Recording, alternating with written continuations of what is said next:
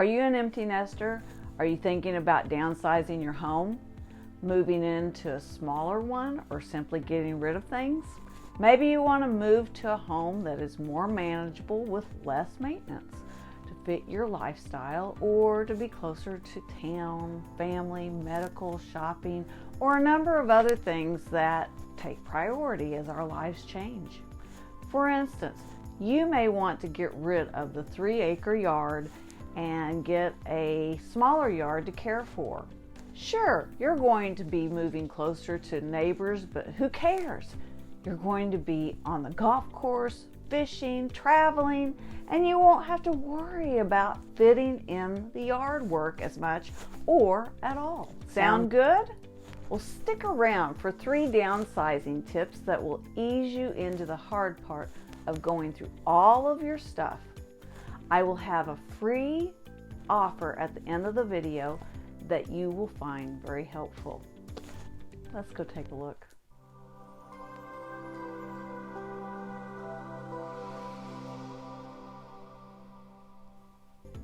I'm Susan Holland with the Firm Real Estate Agency in Ozark, Missouri, serving the Springfield, Branson metro areas. Today, let's take a look at some tips for starting to downsize, because it's not an easy thing to do. Maybe you've lived in your house for 20 plus years. You've accumulated a lot over the years, not to mention what kids and others have left behind. It's overwhelming to think about getting started, let alone doing it. I get it. If you're like me and my husband, we look at our house and feel like we are looking at a mountain we cannot get over. So let's take a look at tip number 1. Take it slow. Do not look at the whole house with all the rooms, closets, cabinets, and drawers, and the outbuildings.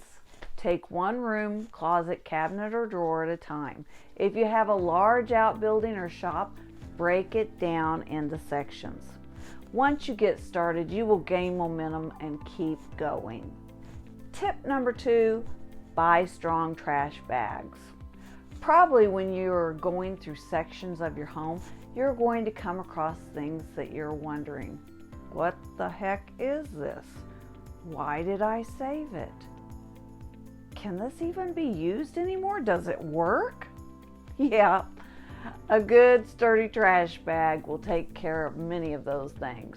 Now, I am sentimental and it drives my kids and husband crazy. Mission accomplished. I love hanging on to things because they remind me of a time or a place. Maybe it is a gift from long ago, or I just feel bad about getting rid of it because it was a gift. One such incident happened when my daughter and daughter-in-law were helping me clean my closet out. I would hold things up and they would give me a thumbs up or a thumbs down. Now, I am notorious for saving things because 1, I love those things, and 2, I think they may be popular again. Seriously, fashion comes and goes in cycles, right? Well, I hold up a stonewashed skirt. I love this skirt. I used to look hot in this skirt and I was so thin. Big thumbs down from both girls.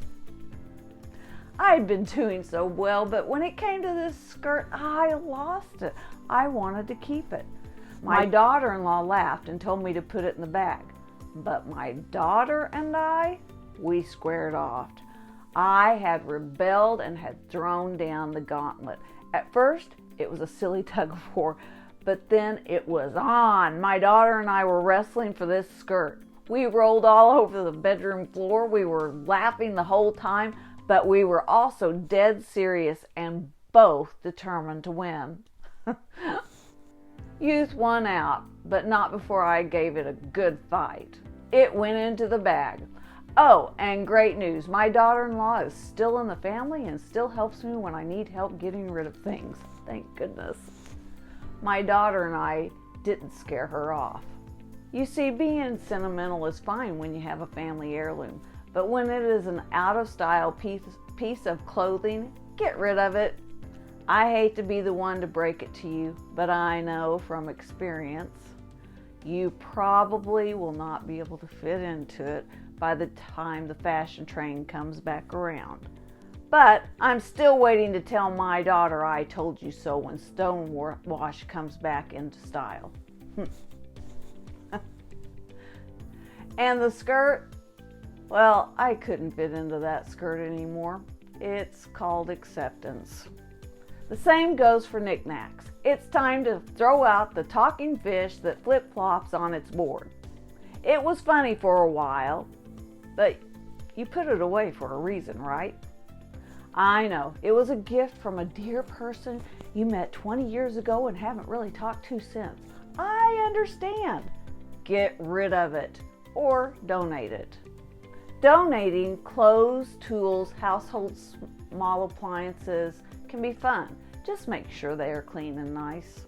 Just because you have loved it for years doesn't mean it's going to hold the same appeal to someone else. Spiff it up before giving it away, otherwise throw it away. Tip number 3, get clear bin containers with lids. We have a furnace room that used to be full of cardboard boxes that had everything from baby clothes, electronics, Christmas decorations, and the list went on and on and on. Things that I kept because I thought someone might be able to use them or would need them again. The thing is, out of sight, out of mind. You know what I mean. When we finally decided to clean the furnace room out, we were in an overwhelmed state of denial and fear for a long time before we managed to start, but I digress. When we finally decided to clean it out, we saw most of the things that could be donated or thrown out. We gave each other a look of what in the world and why and what is this for? It was kind of fun, but it felt so good after we finished. Now, once again, I bring up my sentimentality that I know some of you will relate to. There were things my kids made when they were little that I just couldn't bear to get rid of, even though they are telling me, just throw it away.